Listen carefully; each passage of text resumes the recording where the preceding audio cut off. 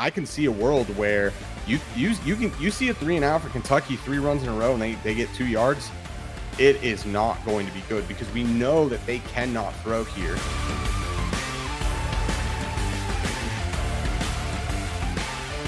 All right, welcome in everyone. College football week 2 on tap. We are coming off another week 1 profitable start to the season. We hit 60% of our plays last week. We had Ohio State. We had Ohio. We had Marshall. It was a profitable week.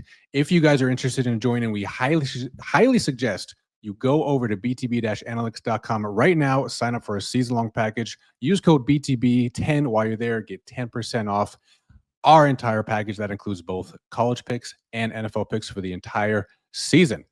All right, jumping into Baylor and SMU. Seth, this one opened at 5 at Circa, and Penny and Bookmaker had it at 4. Now sitting at that 2.5, kind of the median market number right now. Kind of open-ended question for you is Baylor's season on the line here? Because coming off that week 1 loss to Auburn, if they lose this one to SMU, it might be done for them. They might be toast. So looking at how week 1 played out with both of these teams, what is your expectation for the game script here? Yeah, I mean, I don't know if I would ring the panic bell necessarily, but you're right. Baylor team is a team that did have a lot of hype coming out of the Big 12. And I mean, they got pretty smacked by Auburn, and that ended up closing, I think, around under a 3-point spread. So there was definitely market support for this Baylor team. And the question is, can they bounce back? Or the other question that we don't know yet is how good is Auburn? And right now it's too early to have a lot of the adjusted EPA numbers.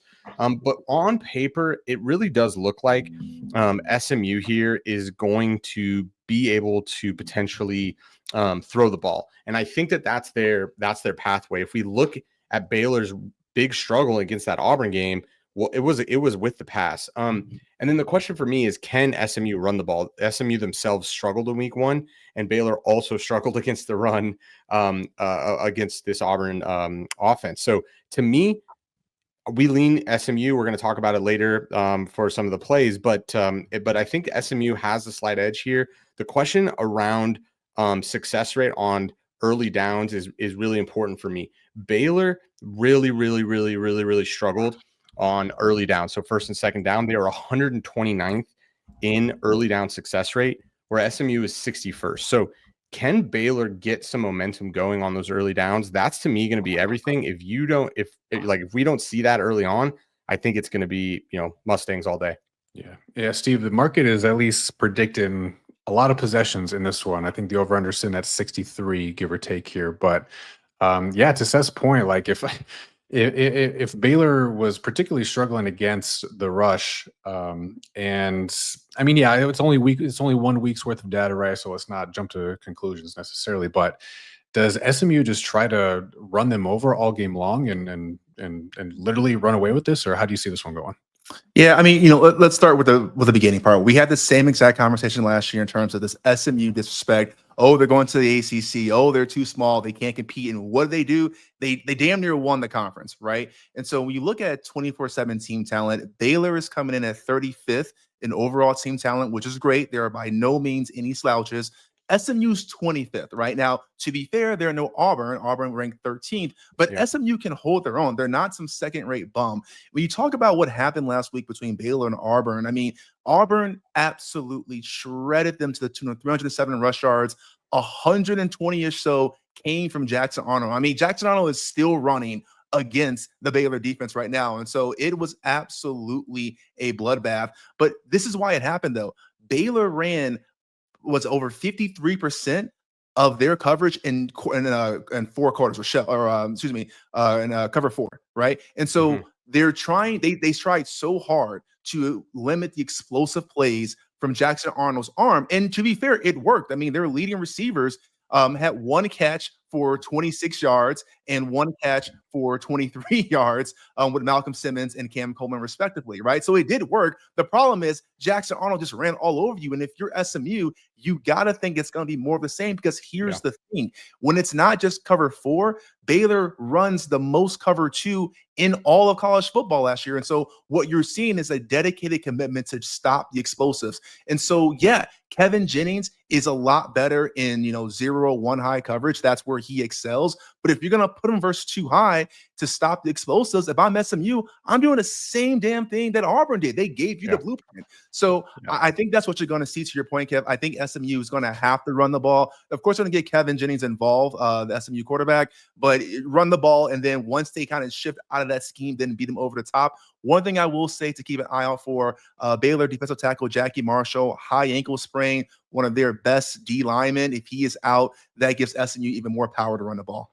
Yeah, makes sense. Yeah, and Kevin Jennings too. I mean, he's effectively got a whole new receiving crew as well. So I think they replaced the top 3 or 4 receivers from this SMU team last year. So I mean, and we talked about it. Baylor's struggle against the defense, on the defensive side rather, against Auburn. Can they get it? Can SMU find their stride, so to speak, against the Bears? So we'll see. Yeah, and not to bury the lead or spoil it, but this one, what we have on our card on our plays for week 2 as well. So we'll touch on it at the end of it. But yeah, we're leaning on the side of the Mustangs on this one for sure. Yeah, what do you think is going on with the market? This thing opened at 5 all the way down to 2.5. We think 2.5 is just way too low. I don't understand the SMU disrespect. And again, I will never say that I know more than the market or that I can think for the market, but this is bizarre. Or is this a head bizarre. Fake? Yeah, that's extreme. I mean, yeah. But yes, but I would imagine we was seen it bounce back to 3. Yeah, right. It did. In the next 24 hours, I agree. I guess today is only not closed, right? I mean, because now you can get down $20K. Like we know you could easily have moved this from 5 to 3 off of like $2,000 to $3,000. Mm-hmm. But the 2.5 is a pretty big move for no one that's to really buy it. Me. That's I'm surprised it's still sitting there. So I think if you see this close at 3, that's a pretty big tell to me that that's what the market was trying to do with it. But I don't know. It's been nonstop Baylor buying. Sure. Yeah, makes sense. All right, let's move on. But before we do, guys, remember, stick around to the end of the video. We got our model prediction plays coming up as well. 4 games on the slate officially as of this moment. Last week, week 1, we went 3-2. So starting the year off profitable, always a good sign. And don't forget, guys, if you're watching the video, number 1, appreciate you. Number 2, don't forget to like it. Please make sure subscribe to the channel if you're not already. You'll get those notifications when we go live every single week with our shows. So let's move on, boys. Iowa and Iowa State, next matchup here. So a little interstate rivalry here. So not a ton of movement on the markets from open. This open at 3s, mostly at a 3.5 now. And of course, like just the opposite of the Baylor SMU game, like the antithesis in terms of points. The market is expecting a slugfest, to say it's one way. Like 41.5 is the over-under, which is the lowest of the entire week 2 slate in good old-fashioned classic Iowa football sense. So yeah, Steve, and for week 1 for Iowa, they only attempted 16 passes. Okay, can they lean on the run, which they were successful at? Again, only small sample size, caveats abound. For what it's worth, Iowa State has been relatively successful in defending the run, though, 29th in EPA per rush allowed through 2 weeks. So how, given the market state in the over-under here and what both of these teams have been successful at so far, what is your assessment of this game and how you see this game script going? I mean, I'll do you one better. It wasn't that you had 16 attempts. Mark Gronowski, the Iowa quarterback, went 8 for 15 for 44 yards against FCS Albany. I get this is a rivalry game, and I get that these are, nail biters or whatever. But if I'm a Hawkeye, I am concerned. I am absolutely concerned because we already saw Iowa State take down number 17 K-State in week 1. So, they're the real deal here. But, all that being aside, what I find really interesting about this is that, we know Iowa is built around defense and running the ball. That's who Iowa is through and through. And Iowa State's not necessarily that much different. What I find interesting, though, is that last year Iowa led the country in 12 formations. So 1 receiver, 2 tight ends, right? And they were like over 73-ish% of the time they were in that formation. The number 1 team, again, very, very early sample size, or let's say number 2 team is Iowa, right? The number 1 team is Iowa State. But here's the difference, though. Iowa State is relying, instead of having their receivers and trying to go out and, make explosives that way, which Iowa is adept at stopping. Iowa State is really relying on their 2 tight ends and Ben Bramer and Gabe Burkle to make those explosives. And so what they're doing is they're kind of forcing these defenses into particular or strategic, standard run coverages, and then they're getting beat by these excellent tight ends, and they're explosive plays. I mean, these guys are averaging 10.3 yards. So this yards per. So this is something that I'm definitely watching out for. I think Rocco Beck is a way better, more adept quarterback that we have right now than Gronowski. He's going to make those big throws, but yeah, of course, it's going to be a ground and pound game. It's what the Cyclones and the Hawkeyes do, right? But I'm looking at this as Iowa. The strength is going to be their offensive line and running the ball. Iowa State is going to be, can they get their tight ends to complement the run game? And I do see a large advantage here for Iowa State. Personally, just as a fan here, I'm really surprised that we're seeing this kind of as close of a matchup, but it moving through 3, I think, is a very telltale sign. Okay, interesting. Yeah, Seth, I mean, Iowa State putting up 55 points against South Dakota last week, not probably that impressive in the grand scheme of things, So now bigger beasts going up against that formidable D. So yeah, given what our data says and our numbers say, yeah, any assessment of how you think this one goes down? Yeah, I mean, there's some concerning stats. I mean, our number is pretty close to the market here. We're right at 3.5, so we don't really show a ton of edge here. But I do have some concerns on the play that we have seen from Iowa. Steve highlighted, the data we're seeing is against one of the worst FCS teams, and so it begs a lot of questions. And Steve highlighted a lot of the really important stats, but I have one that I'm really concerned with if I'm an Iowa fan.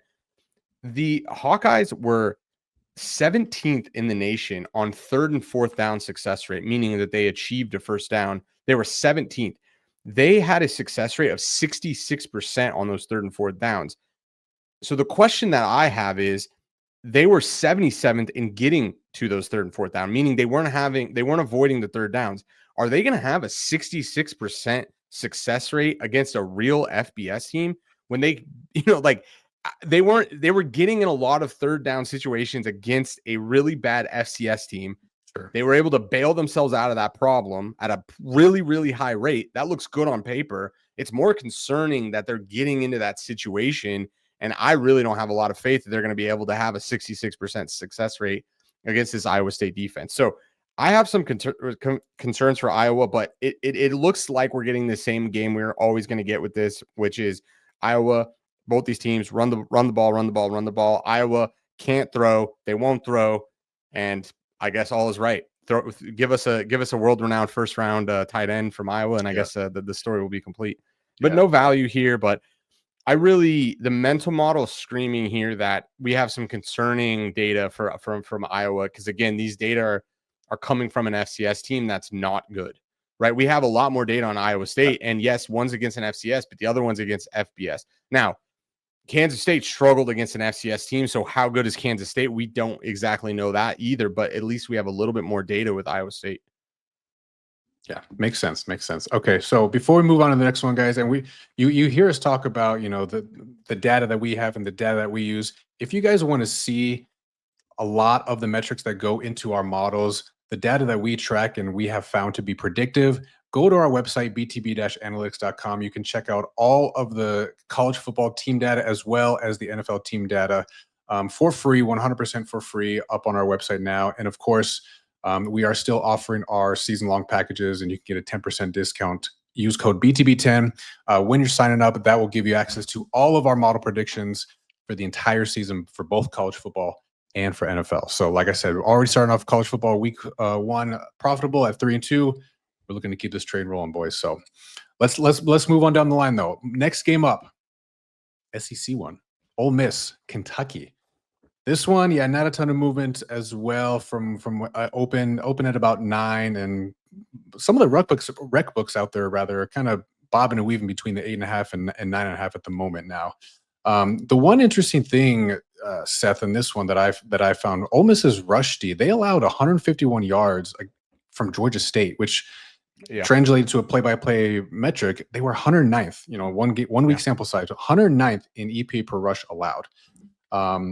And then kind of on top of that, like Kentucky did not have success throwing the ball against Toledo last week, right? So is this kind of the perfect storm where Kentucky just says we're going to line up and we're going to pound the ball and we're gonna try to take it to Ole Miss that way, or what? How do you see this game? How do you see this game flowing? Yeah, you've hit the head on the nail here. This is going to be a really easy game to handicap. If you're into live betting, this is going to be a pretty easy game to understand where the market is right or wrong. Kentucky was 105th, 35th in passing, basically dead last. Ole Miss was lights out against the pass, number 2. So the only thing that Kentucky has here to try to do as the 49th best rushing offense is to try to run the ball against Ole Miss. And like you said, Ole Miss struggled 109th defending the run. If this game comes out and Kentucky cannot run the ball, this is going to be a long damn day for Kentucky. And we saw Ole Miss's offense was already really explosive coming out with new quarterback. So we make this number something more like 11.5 with a little bit of edge on Ole Miss. Not enough for us to pull the trigger, but I can see a world where you see a 3-and-out for Kentucky, 3 runs in a row, and they get 2 yards. It is not going to be good because we know that they cannot throw here, or it's likely that they cannot throw. So I'd be really keen on to watch that beginning of that game because I think you've hit it on the nail. It comes down to can Kentucky run? The answer is no. They're screwed.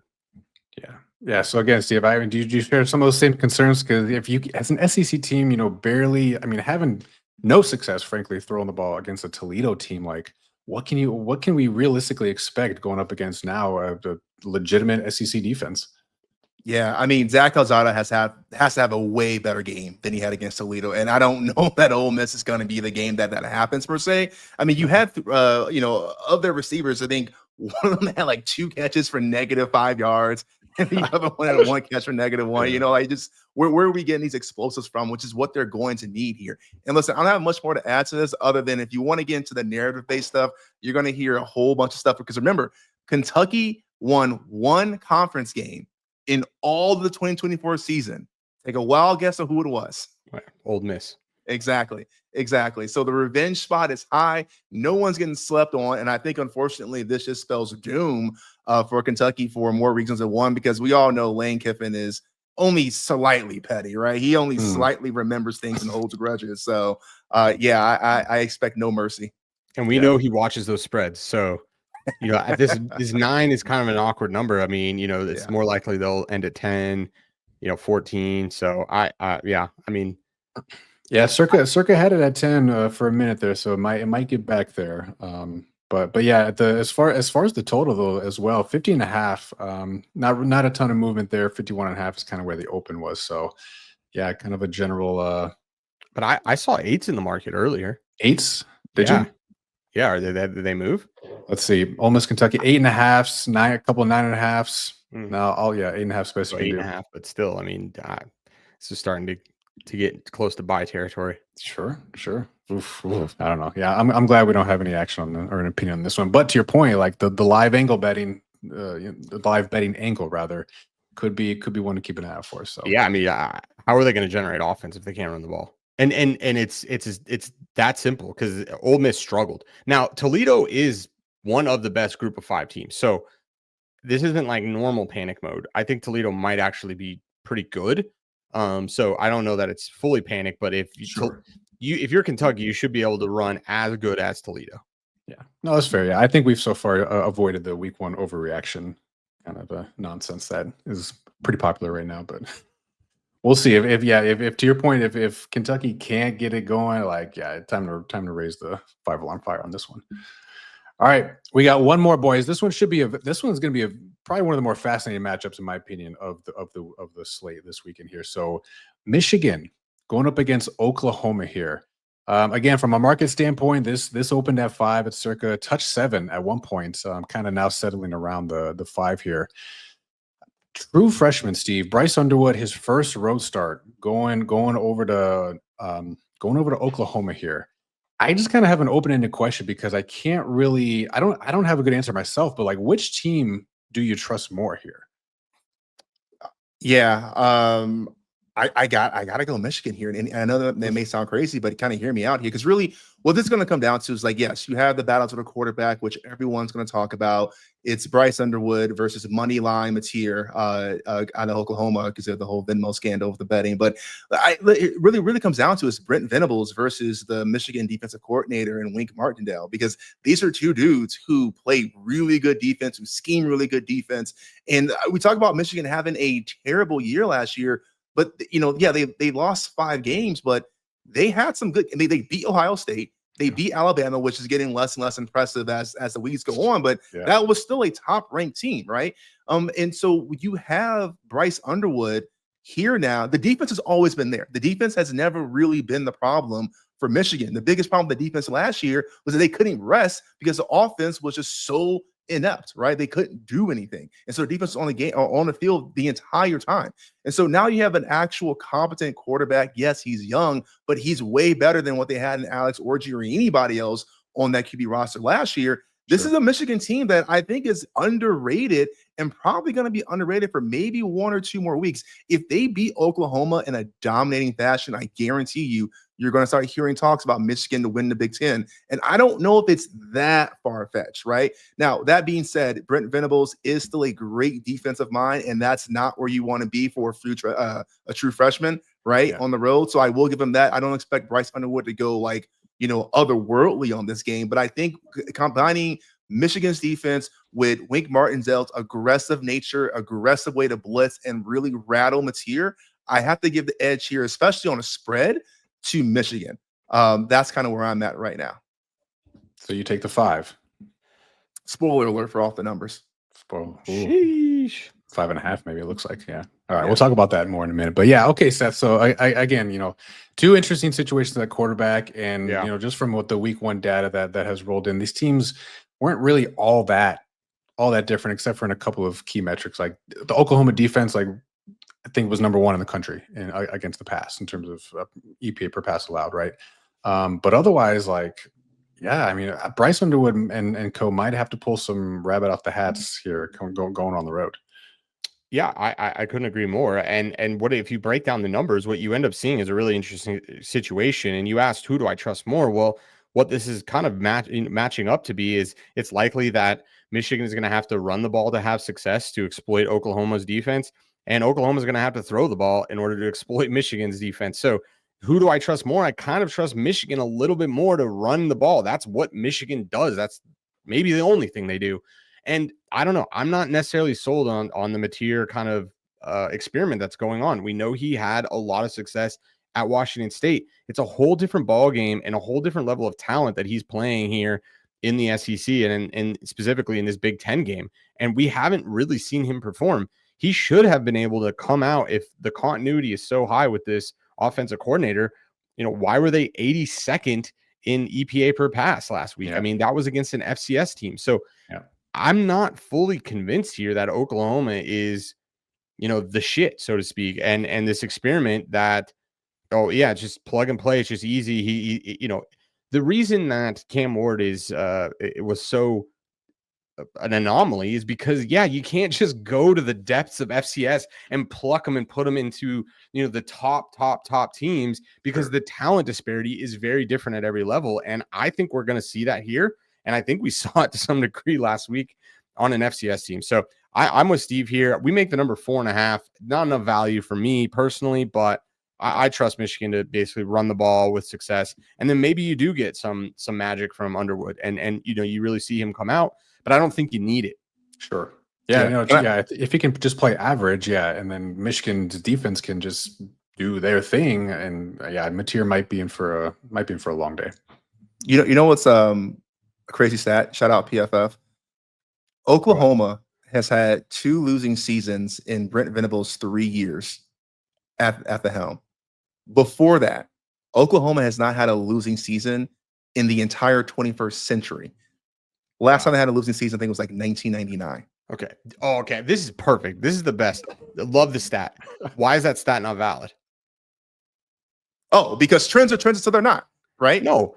Well, okay, yes, but the 2 seasons they moved from the Big 12 where they were the top dog to to the SEC where they're not the top dog. I mean, there's a huge Oh, delineation yeah, on that timeline of, well, what would cause the difference? Well, Yeah, it's a lot harder to win 7-8 games in the SEC than Big 12. So yeah, I love the stat, but that's why trends are bad, kids. I got an interesting stat for you guys. We don't talk about special teams, but I'm concerned. I have some concerns here for this Oklahoma special teams. Two big important stats: 120th in opposing opponents starting field position, meaning they were getting closer. They were giving up more yards. The average starting field position for their opponent was on the 30-yard line. Okay, so their special teams are giving up yards or they're kicking it off poorly. Yep. And then on their side of the ball, when they're receiving, they're 127th in when they're starting their field position. So we're seeing horrible special teams. You had this up over 10, 12 possessions a game. I mean, that's damn near a field goal just right there in poor special teams. And again, that was against an FCS opponent. So I'm very concerned that we're going to see some big special teams plays. Hey, maybe Illinois State was just the shit on special teams. Come on, try to give some credit. Could be. Can I add one more Brent Venable hater thing to that? Yes, comment please. Stuff? His first year was in the Big 12 when he went 6-7. So I mean, everything you said is absolutely valid. I'm not taking anything away from that. I'm just saying maybe Brent Venables isn't that good. Yeah, shots fired, Sooners fan. Let me know in the comments. Yeah, boomer fire. Yeah, I mean, he's on the hot seat. Yeah. This makes the seat a lot hotter. Yeah, 100%. Yep, no doubt about it. Okay, all right. Four pretty good matchups, I think, that we have to look forward to coming up in week 2 here. Before we get to our model plays, that's coming up in just a minute, guys. Remember, don't forget to like our video. Please subscribe to the channel if you're not already. We greatly appreciate it. We're here every single week trying to break down as many games and bring you as much data, actionable angles as we possibly can, and trying to make you guys more profitable and smarter bettors along the way. So one more thing before we get to our model prediction, guys. Let's do off the numbers. And again, for those of you who are maybe not familiar, just a quick tee off on this. This is where we just provide our sort of, we'll call them best bets of the week. The three of us kind of go head to head, week in, week out. And at the end of the season, we'll kind of crown one, hopefully. And then the loser will have to do some sort of punishment that we're going to finalize. I swear, I promise we will. Let's just do a buy-in. Maybe. That's not fun. All right, we got to figure this out. Okay.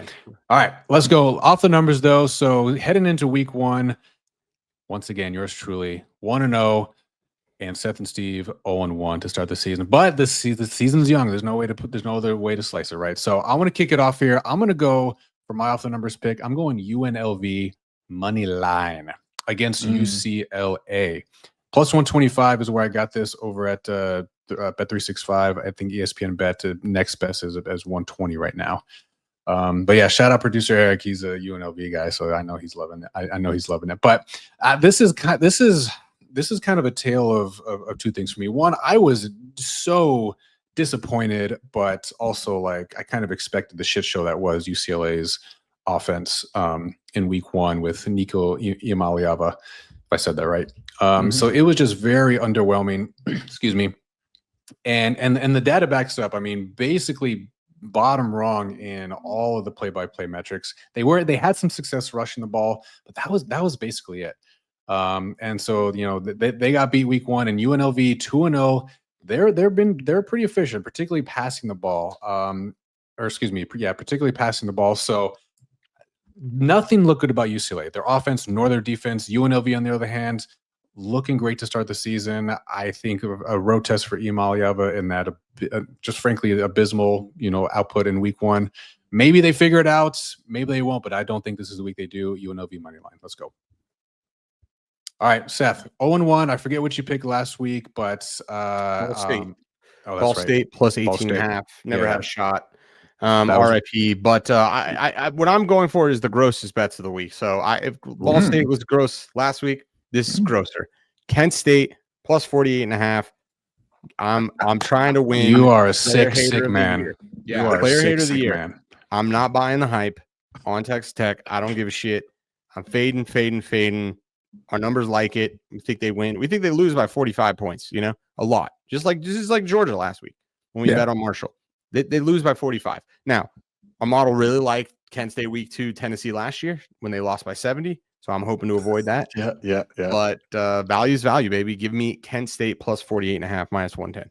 You are bold beyond belief, my friend. So, all right, good luck. Good luck to you. All right, Steve, take us home on this one. What's your off the numbers this week? I struggled with this so much. Part of me wants to go the player hater route like Seth did and take ULM money line plus 8,000 over Alabama.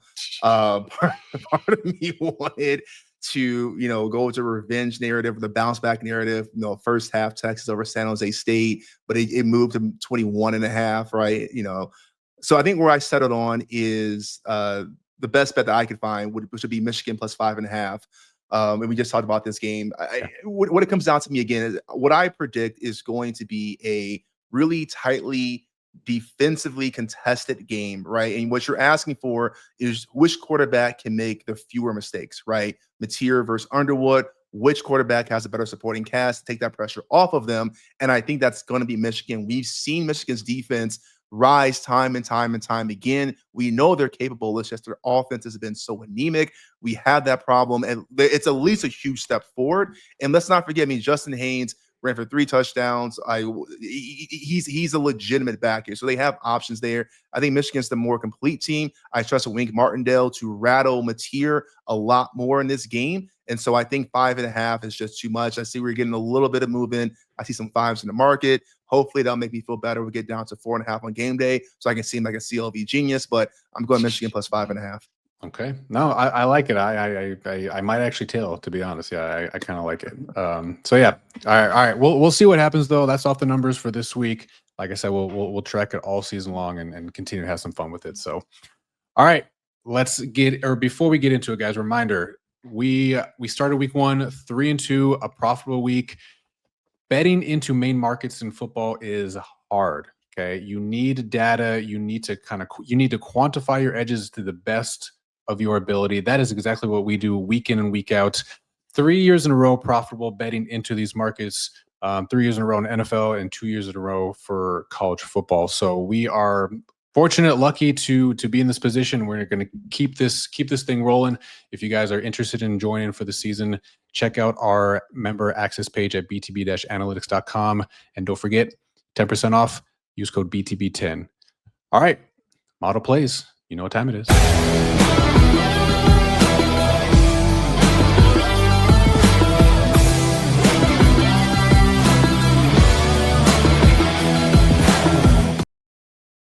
All right, we have 5 plays officially in week 1. Coming into week 2, Seth, we have similar volume coming into week 2. So let's talk about the ones on the slate for this week and what we got here.